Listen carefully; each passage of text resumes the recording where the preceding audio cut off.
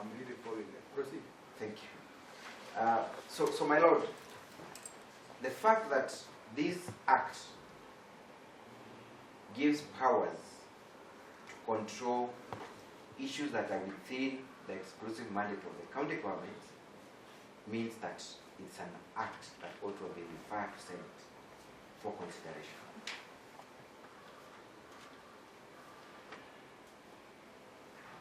There was no attempt by the National Assembly to refer the bill to Senate for consideration.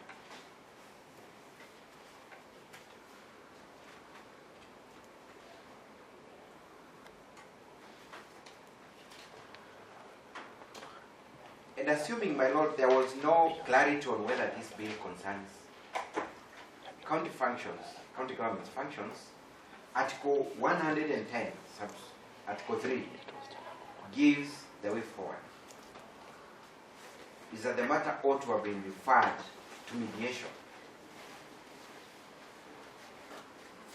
so that both houses can make a determination on whether this is a bill concerning counties. There was no attempt to even refer it to mediation.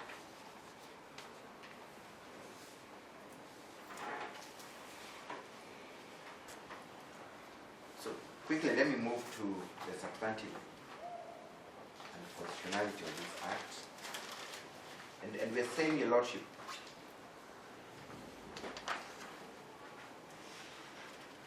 that even if the procedure was sound, which we have demonstrated was not,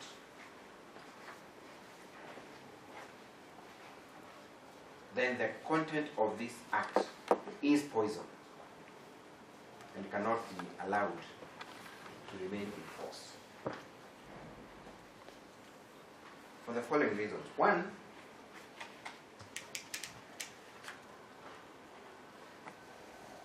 is that it's an act that came to dilute every single provision, object, and import of the Data Protection Act.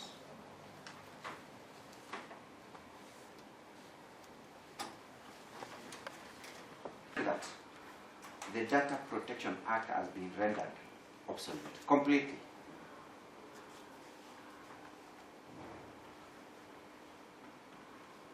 One, by taking away the right to privacy as guaranteed under Article 31.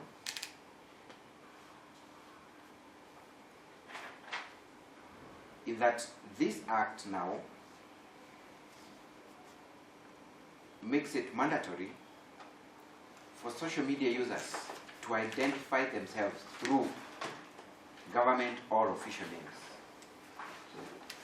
To identify themselves using their government or official names. Data Protection Act says that you're only supposed to identify yourself to the extent that it is useful or necessary. The name serves that purpose.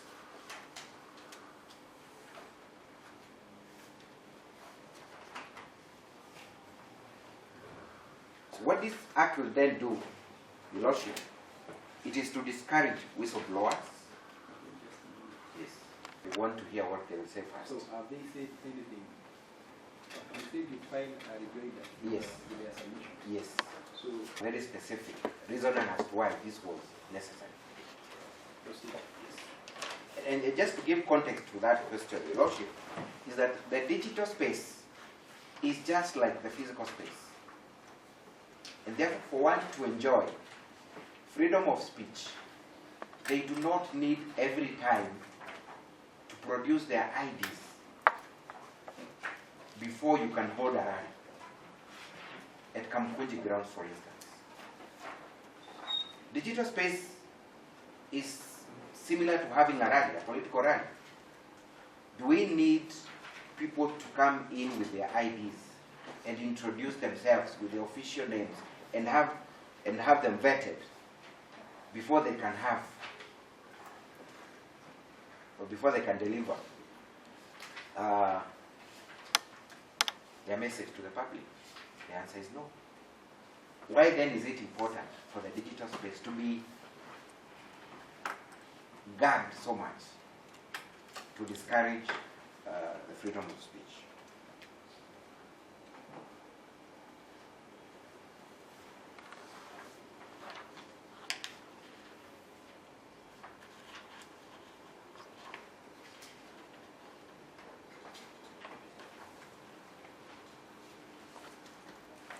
Before you say it is meant to discourage whistleblowing and what else?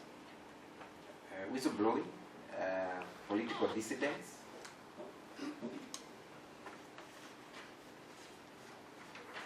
mainly those, Your Lordship. Considering that the digital space has attracted a lot of users. Your time is up, but I will 5 minutes. Thank you, Your Lordship. I'll finish very shortly.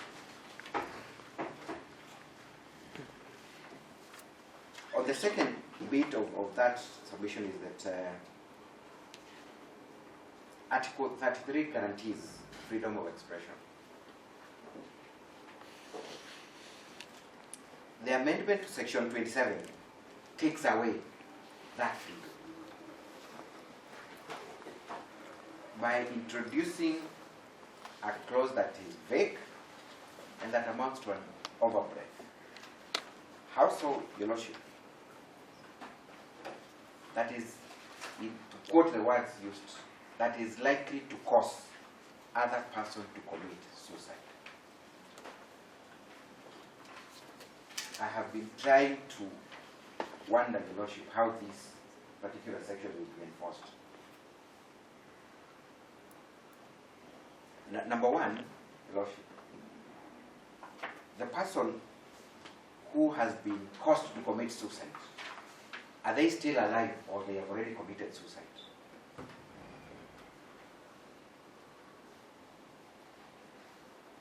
How will the prosecution or the investigation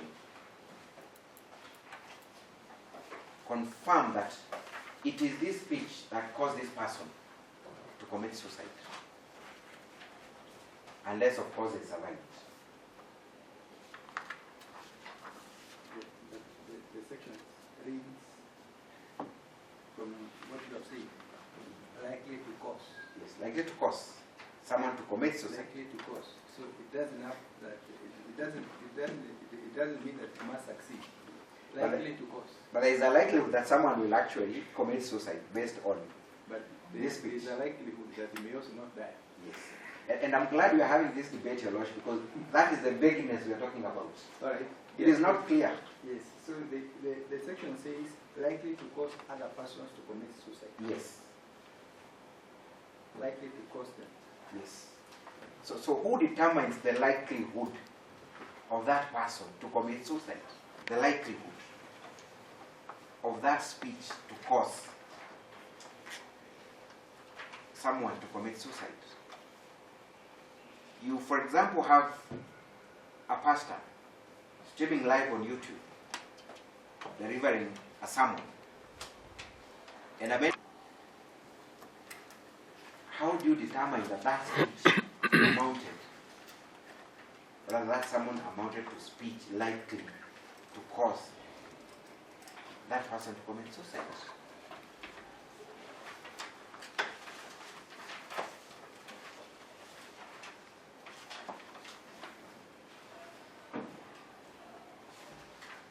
So there is a question of interpretation there. There is a question of interpretation, which has been left now to the law enforcement agency. That is the committee. So actually we are saying it is the committee to perceive that that message amounted to speech that is likely to cause someone to commit suicide.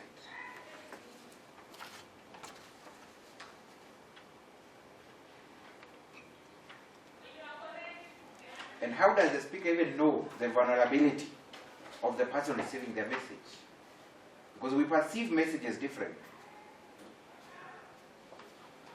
What can be satire and symbolic to someone might be perceived differently by someone else.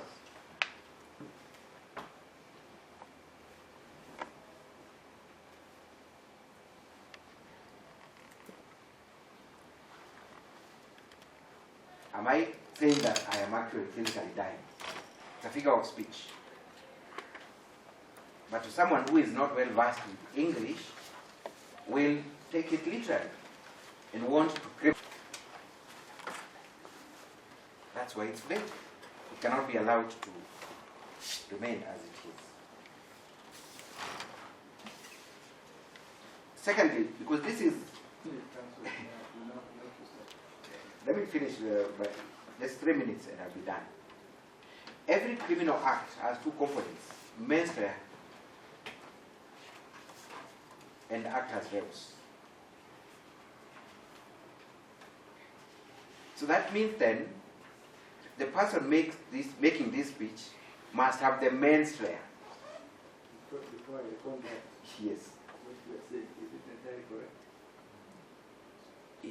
Unless, of course, we're talking about strict liability offenses, which I am aware of. But, Yes. but this does not even make it a strict liability. That's what I'm saying. There was need for us to notify. So you might have to say that the ordinarily, that Yes, yes, ordinary. criminal acts are one component, the actors, Reus and then mens rea. yeah, proceed. So then, where is the requirement for the person making this speech to have mens rea? There isn't. And therefore goes below the criminal threshold of criminal culpability. And before I forget, Your Lordship, this is very interesting, So what is your conclusion remark on that? is that there is no requirement that the speech maker has mens rea. They may not even know who is the recipient of their speech. They are not targeting anyone in particular. Okay, let me ask you. Yes. Yes. You may not know exactly who is going to do it, Yes. but people will kill others. Yes. They have committed a crime. That is quite separate, and we have a whole. That is why I'm saying that. Yes. You know, I'm trying to follow your submission. Yes. very closely. Yes. We are saying that they may not know the person that is going to commit a crime. But Yes. that in itself does not abort them from having incited people to commit a crime. Yes. Yeah. About that this person must that the crime, for it to amount to a crime, it has to be proved that this person either deliberately or intended to do whatever is being charged to do. Yes. Assuming that and out of that speech people take it differently and they commit crimes. Is that not count as an offense? My Lord, the first. Found to say I'm not specifically citing what happened in Turkana or London. So I'm not responsible. I agree, Your Lordship, but that incitement prescribed and defined by law. In this instance, the crime is actually not defined. In this particular one, So you are specifically addressing section 27. yes, section 27. And this is where you find me now asking questions. And that's what where is the council taking me. But if you remain to the specific, it will be Yes. better. Thank you. On my last limp or my last submission, Your Lordship, is that the amendment of section 6 gives this committee immense censorship powers, quite immense, because this committee has taken over 3 main functions.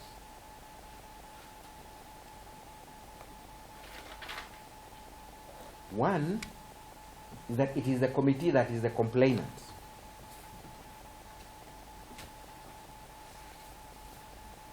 It is the committee that investigates likelihood of speeches that can cause someone to commit suicide. It is the committee that hears its own complaint based on its own investigation and passes a judgment. Not only do they pass judgment, but they actually execute the judgment by pulling down websites. 3 or 4 functions in one body. Even the judicial authority does not get to have that kind of powers, Your Lordship.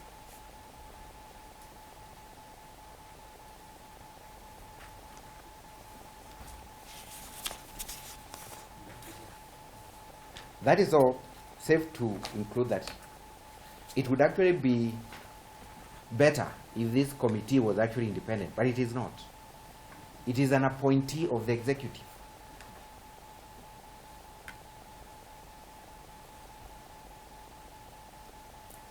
So it is actually the executive taking over all these functions. Who appoints the committee? It is the executive arm, Your Lordship.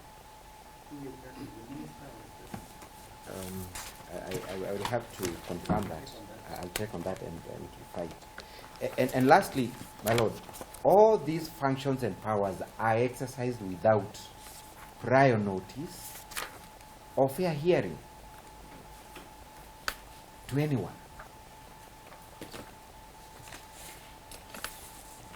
It goes against everything we believe in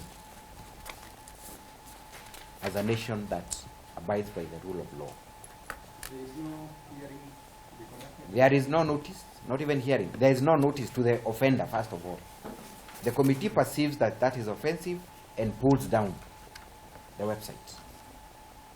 No notice, no hearing.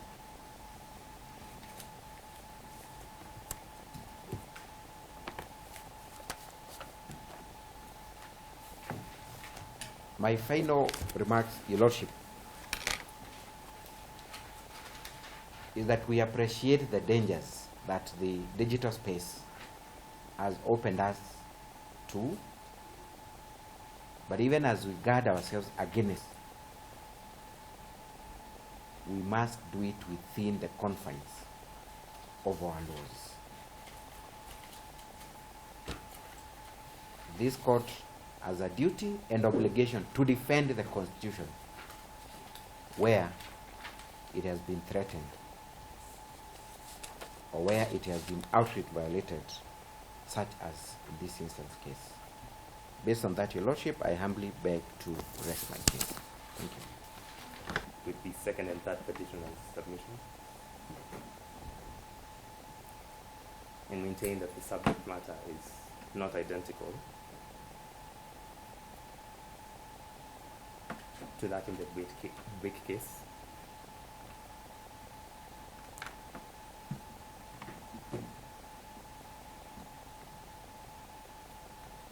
My Lord, we're rejecting the attempt by the respondents. But equally, we move to the second issue, which is the section 27, or rather section 3 of the amendment. My Lord, it's section 27 of the Act, but section 3 of the amending legislation.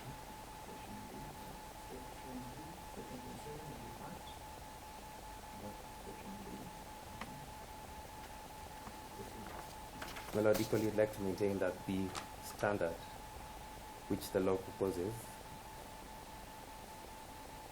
is vague.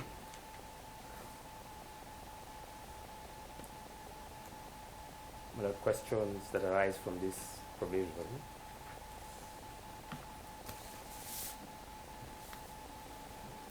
affect any speech which could be beneficial,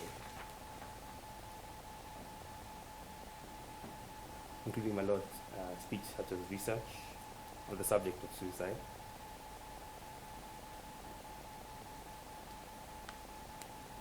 my Lord, equally the intended recipients of such messages, whatever they may be, My lord, there is no consideration of their mental health status. My lord, there is no consideration of their mental health status. And for that, my lord, we rely on the 6th, 7th, and 8th petitioners' further affidavit, equally dated 9th December 2025.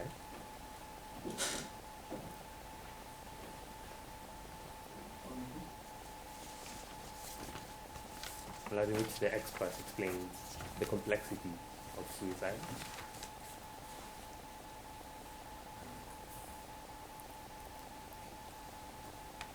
And therefore this broad law, my lord, An expert and there's matters that can lead to suicide may not be necessarily part of what the victim has had or seen.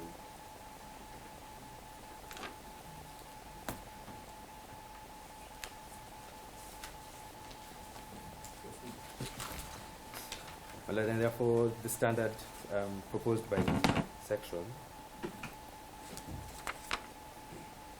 is vague, for ordinary people cannot tell what is prohibited,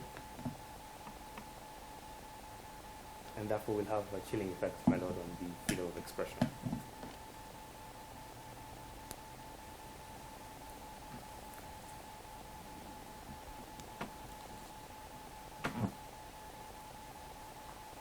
My lord, the second issue, which is further vagueness of the proposed amendments, we now refer to section 6(1)JA of the Amendment Act. My lord, the terms unlawful activity, religious extremism, and cultism equally have not been defined anywhere.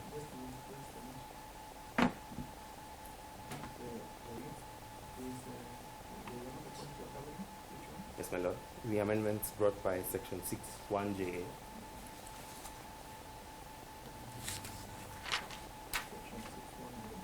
JA, yes.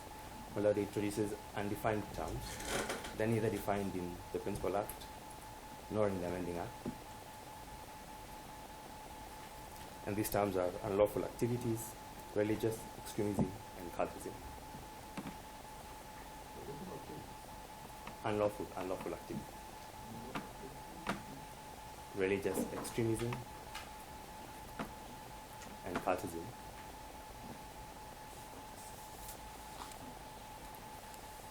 So you find them in the act, but they're not defined. Well, I don't think they're defined in either of. They are in the legislation, in the proposed legislation. However, they're not defined either in the act nor in the. No, my lord, they're not.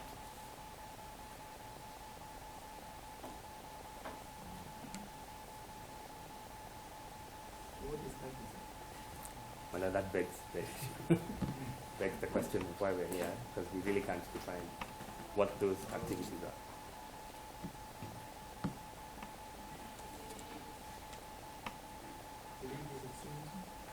Yes, unlawful activity, religious extremism, and cultism. What is that? So you are the one who is going to tell us what it is. Lord, I believe that was the purpose of the legislation. It should have told us what these are. Activities?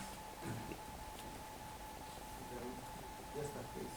Unlawful activities, religious extremism, and cultism. Yes, my Lord. It does not specifically say what it is or what could constitute cultism.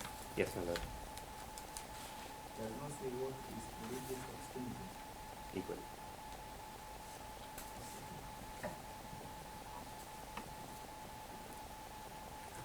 Proceed. Yes, my Lord. And for the lack of definition of these terms, then the Amending Act fails in certainty of law, because we cannot prosecute what we cannot define.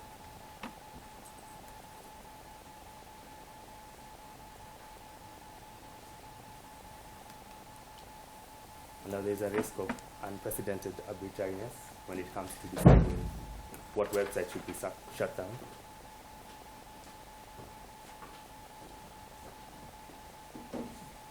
that affects multiple rights. Right?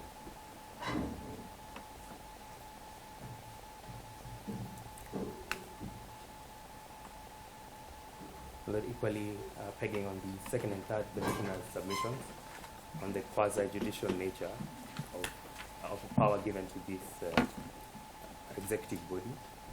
My Lord, there's no restrictions on what this body can do,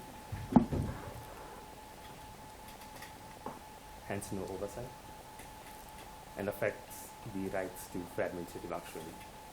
So there's no restriction? Onto what the body can do as relates to shutting down websites.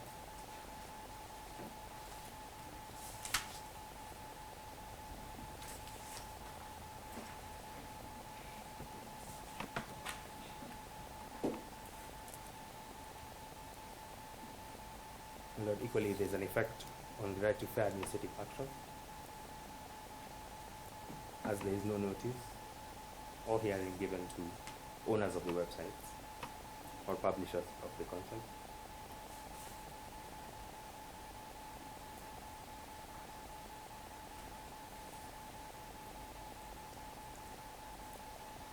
Which goes against Article 47 of the Constitution.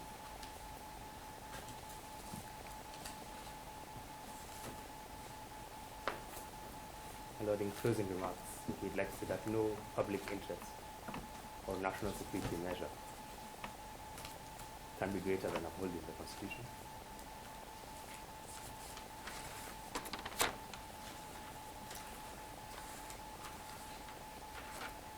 And therefore, my Lord, we'll be praying that the amendments be declared unconstitutional.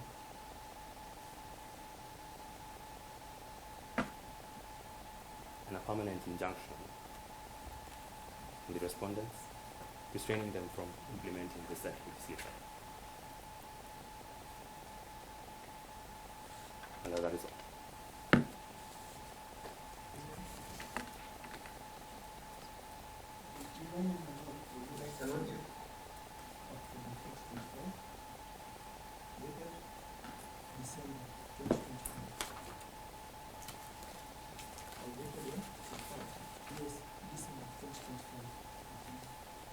My Lord, the Act introduces disproportionate punishment, which violates Article 25.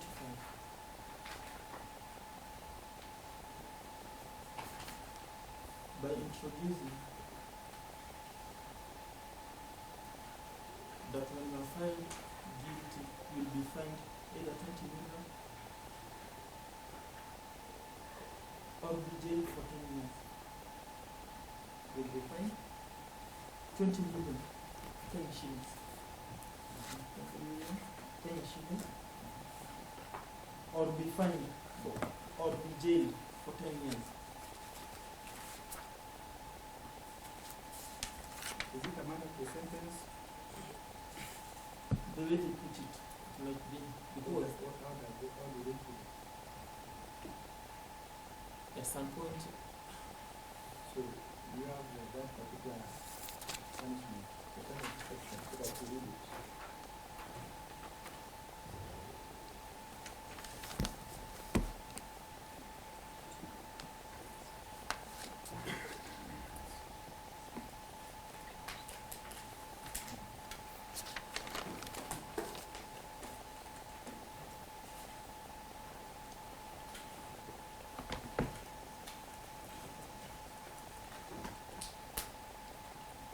So does that sentence apply to any offense under the Act or specific offenses? any Is it a offense, general punishment clause? it's a general. What does it say?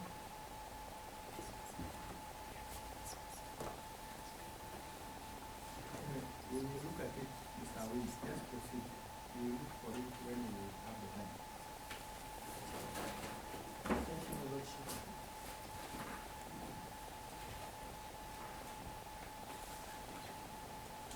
That is all the work it's submit, and at the same time be associated with the other submissions from the fellow petitioners.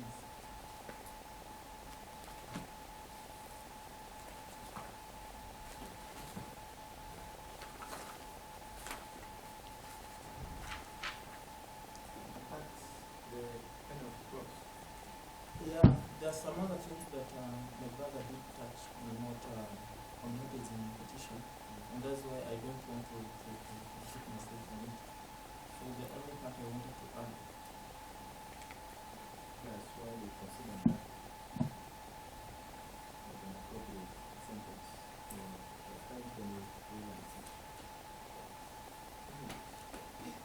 Alright, so we hear what they want to say.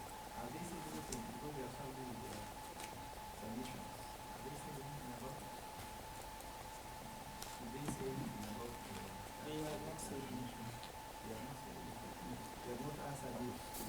Just to clarify, I think the issue about the principal act, what the petitioner challenges is the Amendment Act. The Amendment Act did not introduce the petition, but it already existed in the principal act. And that's the same issue that was taken in the Beck case, and which is pending at the Court of Appeal. Yes, just a clarification. So, directly we issue to the big case which is in the Court of Appeal. Exactly, Your Lordship. Because Section 27 was challenged in the Beck case. And that section is the one that has the punishment clause. And it's now pending in the Court of Appeal for determination. Well, yeah, That's well, what's that happening. is true. We recorded a consent here. And part of the consent what we recorded, I've tried to look at whatever we recorded.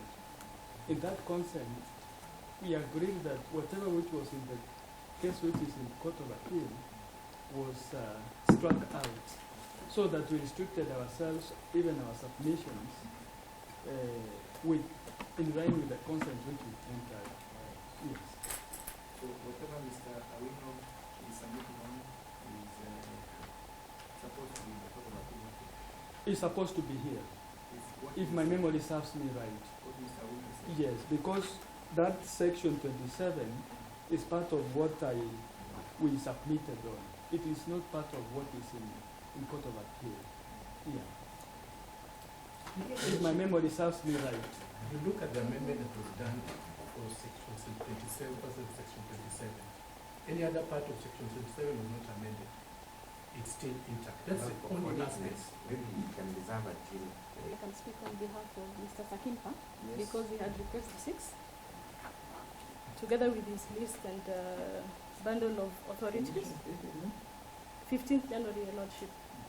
Originally was petition E716. So essentially, Your Lordship, he prays for all E716, yes. This is Honorable Jerry Minor. Yes. So he prays for his petition to be allowed, as he says.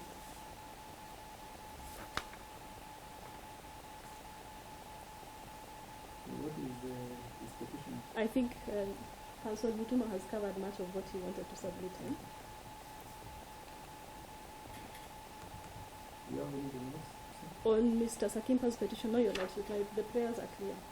He prays for the same to be allowed as prayed.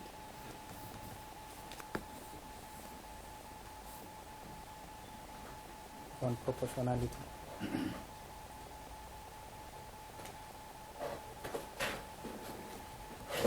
Your Lordship, we submit that the impugned amendments violate various rights that are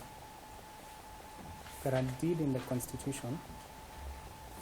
And I'll start with the right to fair administrative action under Article 47 of the Constitution. The amendment to Section 6 empowers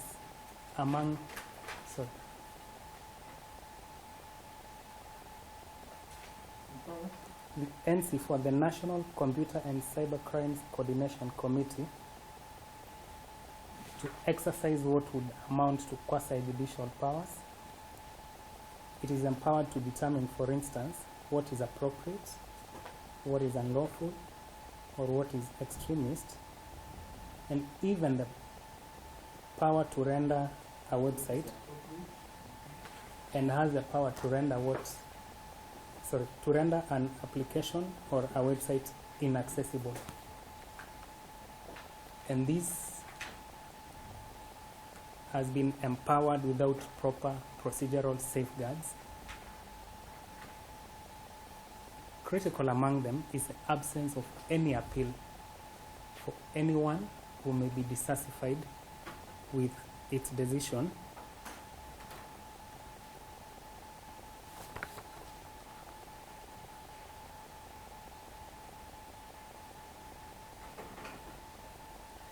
actions that fall within the meaning of fair administrative action. The actions of the NC4 fall within fair administrative action in the meaning of the Constitution and the Fair Administrative Action Act. Lordship, on freedom of expression, the amendments introduce limitations that are way beyond what the Constitution provides at Article 33, Subarticle 2. The introduction of such phrases as the likelihood to commit suicide is not a ground. The grounds that are permissible are clearly provided for under Article 33, Subarticle 2.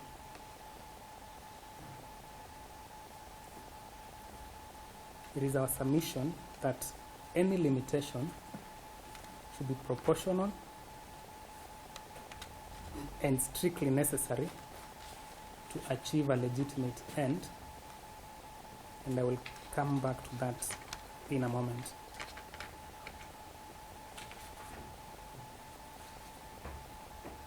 Your Lordship,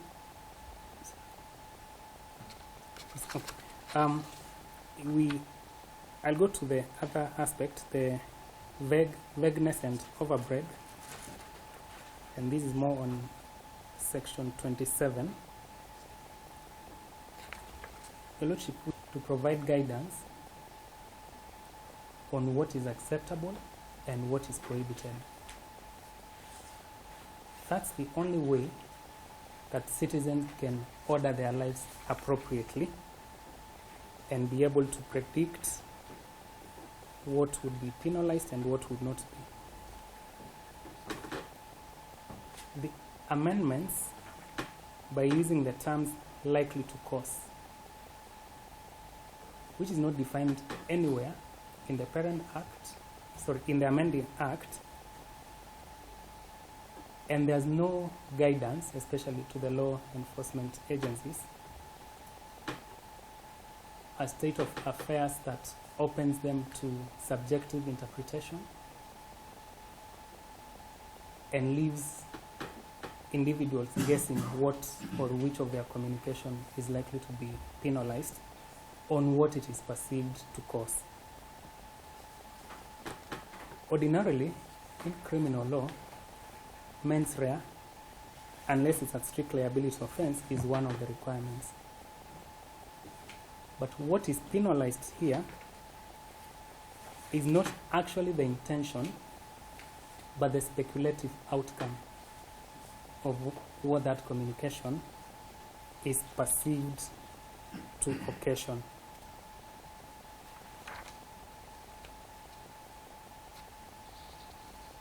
Your Lordship, we submit that the lines should be very clear and distinct enough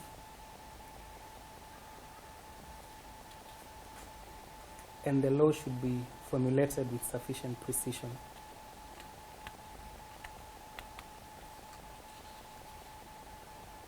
And any unfettered discretion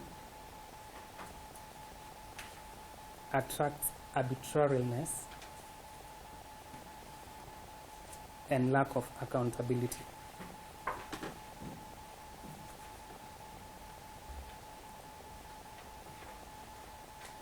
It should not be the case that individuals would have to await the interpretation of penal laws by the courts to determine what is allowed and what is not.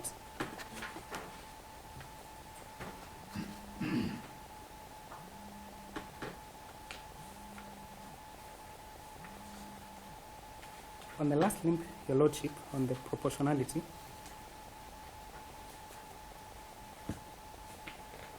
we make reference to Article 24, which provides for the grounds upon which rights can be limited. But even then, I wish to highlight Article 25C, which makes certain rights, such as the right to a fair trial, non-derogable, irrespective of the circumstances.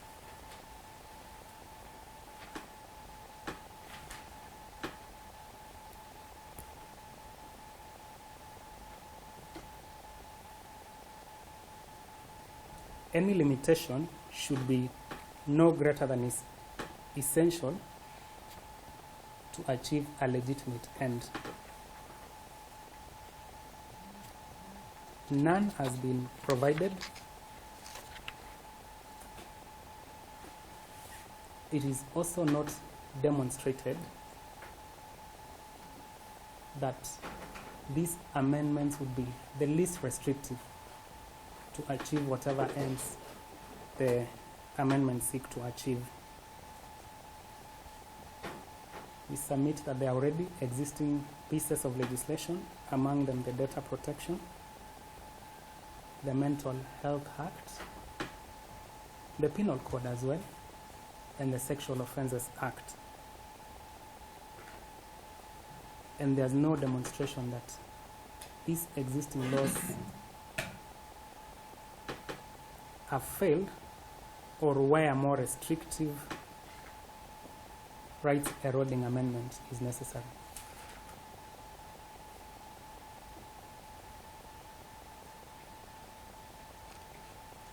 We pray that you be pleased to grant the prayer sought in the petitions. Thank you, Your Lordship. Even the laws, Your Lordship, are entirely different.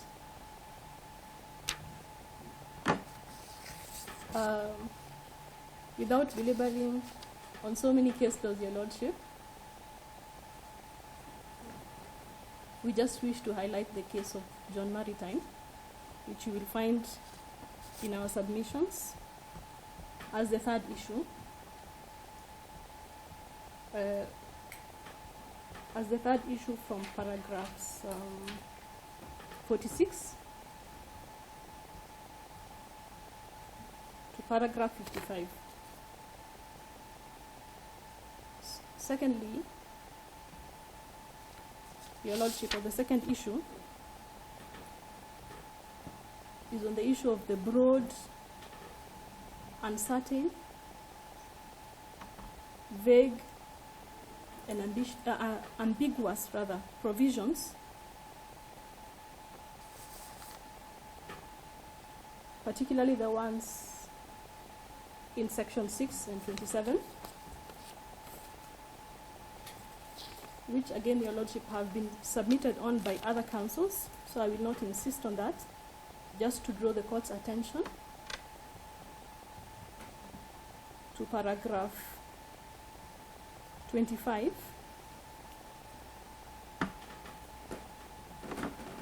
paragraph 25 of our submissions, that lists a number of questions, some of which were raised by Council Mutuma,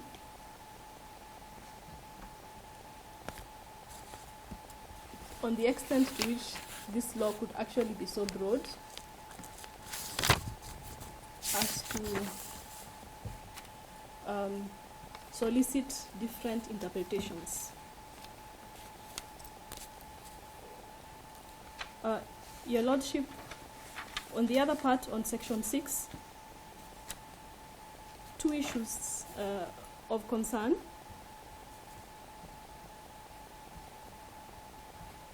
One is what is termed under that section rendering or render the website or application inaccessible.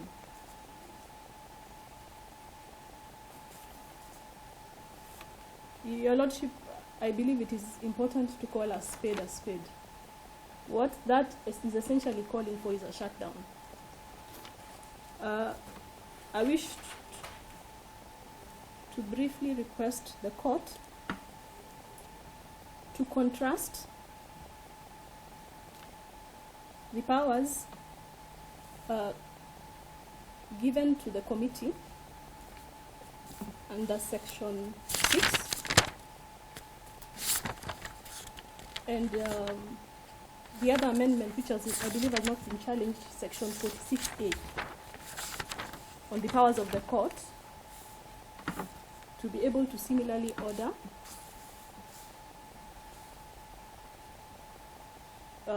removal of content online.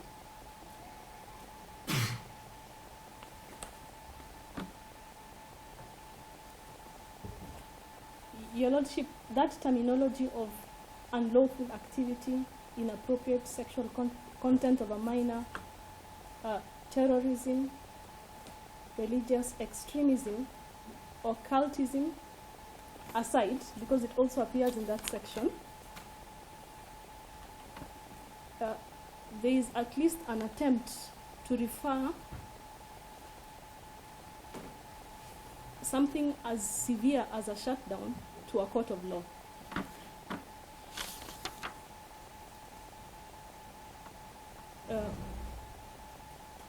But in section 6, that power has again been given to the committee.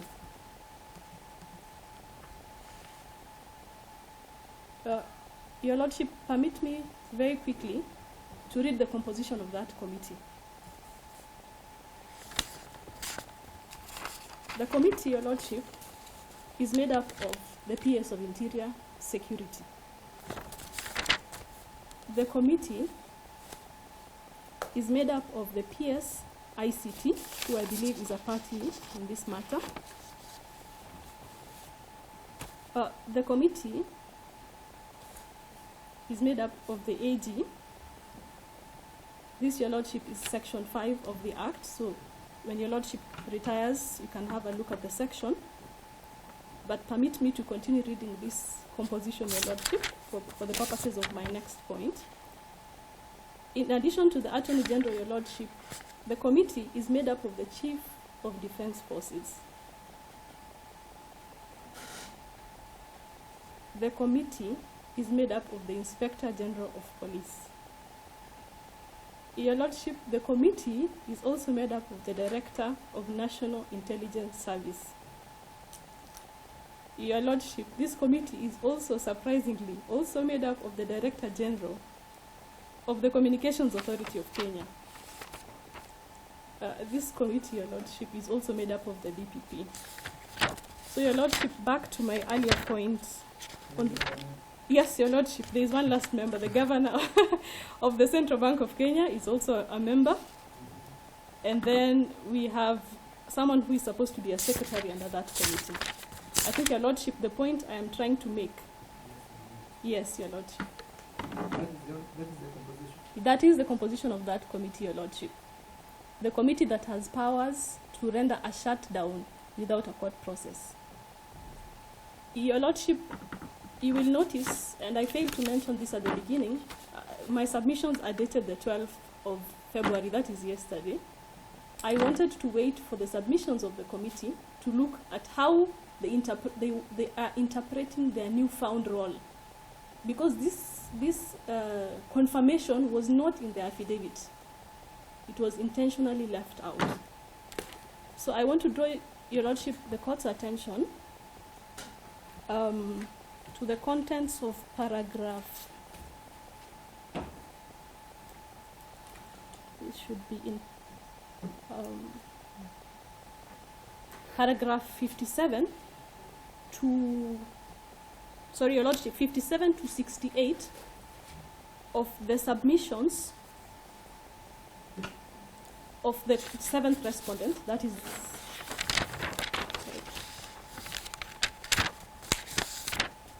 the 7th respondent, that is the committee, yes, Your Lordship. There they confirm that indeed they are acting as a quasi-judicial body. Your Lordship, if you contrast these two powers, what has been given to the court under 46A,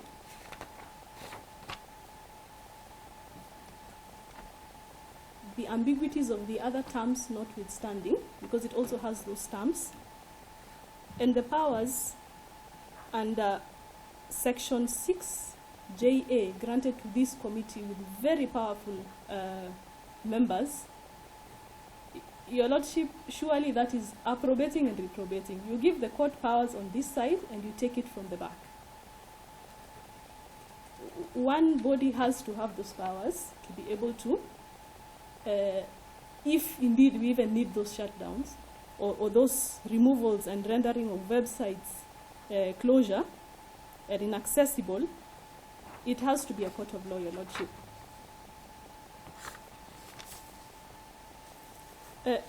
Now that it is confirmed, based on those submissions of the committee, that it is a quasi-judicial body,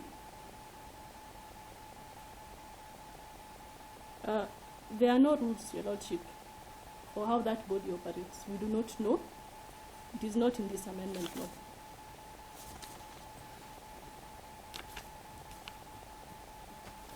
So, on the broader issue,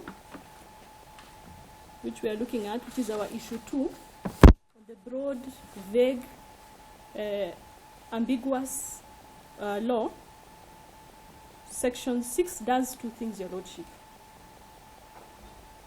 One is what we have just highlighted, the power to render a shutdown of a website, of an application, and because we have no rules, we do not know what else that consists of. The second, Your Lordship, is this power now is based on those ambiguous terms which are also in that provision. You know, the ones I think most of the councils have highlighted: unlawful activity, inappropriate sexual content of a minor, terrorism, religious extremism, and cultism, whatever that means, because the Act does not define that. Your Lordship, there was a point. Yes, yes, my Lord. This committee that is constituting the group membership is the one that is supposed to determine whether content is religious, extremist, or societism. So, Your Lordship, what, if I may read the section, it says, where it is proved that a website or application promotes unlawful activity. So the decision is basically based on these ambiguous terms. At first, I thought it is, when the word proved was used in that section, I thought it was a court of law which is supposed to do that, because there is Section 46A that gives the court that powers. But based off the submissions of the respondents, it seems it is this same committee that is supposed to hear, prove, or based on whatever standard, and then decide also or direct one of their members, who is the communications authority. In the law that creates the committee, Yes. it is also assigned to Yes, there are other functions. This is what are the functions of the committee? so, Your Lordship, the functions initially started off as an advisory, coordinative. Those are the words which are used, Your Lordship. Let me just go to the Act very quickly. Section 6. One of the functions, for example, the first one, is advise the government on security-related aspects touching on matters relating to blockchain technology, critical infrastructure, mobile money, and trust accounts. The next one is also advise. The other one is coordinate. The other one is develop. Again, coordinate, cooperate, and then suddenly we have a shutdown. So it is even... So where is the shutdown? The word, Your Lordship, to render a website, that's a shutdown, Your Lordship. So that one is now, That is the new introduced function. by the amendment. Yes, Your Lordship. So previously they are always advisory. Advisory and coordinative But in now nature. they are now given the power now Precisely. to cause a shutdown. Yes, of a website. of a website, of an application. So from advisory law Mm-hmm. to coercive law. Yes. Thank you, Your Lordship. There was a point which the I believe the fourth petitioner was trying to make on the question of penalties, though the entirety of Section 7, without this amendment, is part of the Beck case, if we are going to introduce a new ingredient, Section 27, Your Lordship, the word "or is likely to cause that other person to commit suicide" is part of an ingredient, or is an ingredient of an offense known as cyber harassment.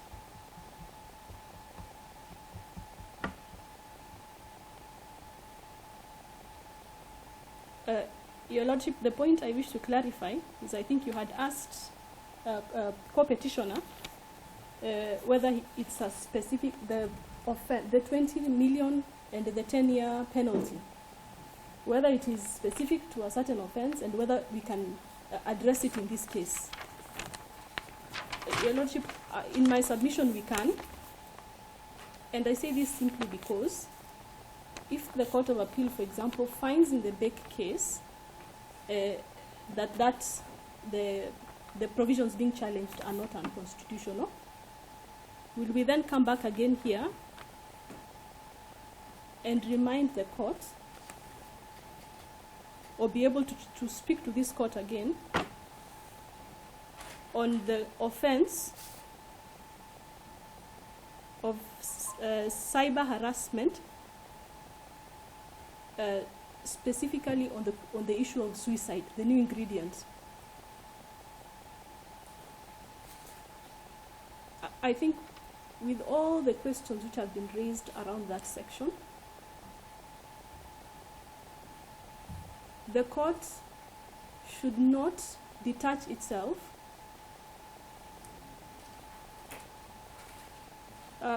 from the reality of the penalties being carried by that section.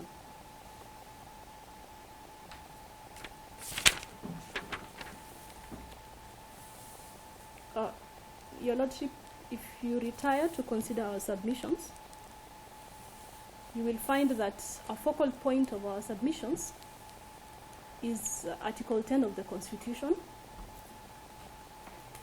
on the principle of the rule of law, and how this relates to legal certainty, or rather legislations that provide certainty to citizens. I don't want to spend time quoting case laws, Your Lordship, but just a small excerpt from a famous case that I think we all know, the Raila Odinga case, this is IEBC, the Supreme Court case, where the court, the famous quote on fidelity to the Constitution, where the court basically says the rule of law principle requires that no power shall be exercised unless it is sanctioned by a law. This principle ensures that society is governed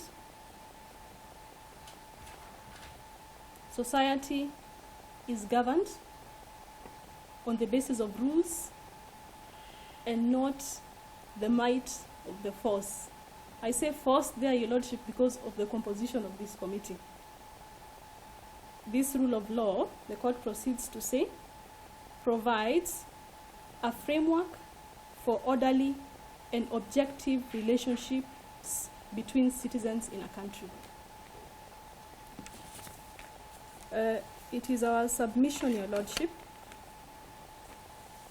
with all the questions surrounding these two provisions,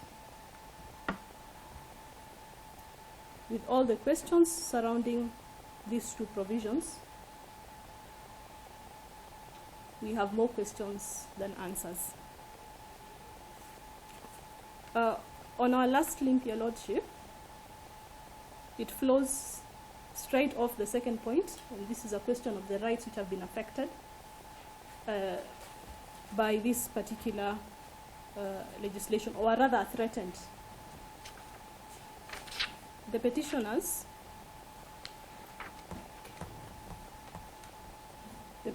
have listed a number of rights, namely, or primarily Article 33 of the Constitution on the Freedom of Expression, and two other information rights, Your Lordship, that is Article 34 and 35 on media and access to information, and Article 47 and 50. If you look at our submissions, Your Lordship, from paragraph 32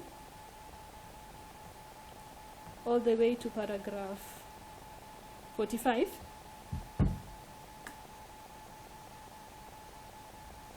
we have unpacked the principles or questions or what needs to be satisfied for a limitation of that right to be reasonable and justifiable within our society as an open and democratic society.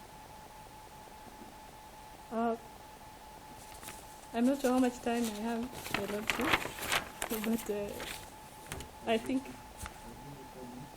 I can even take less than that. I just want to conclude, Your Lordship, by saying that we fully support the submissions of all the petitioners in this case.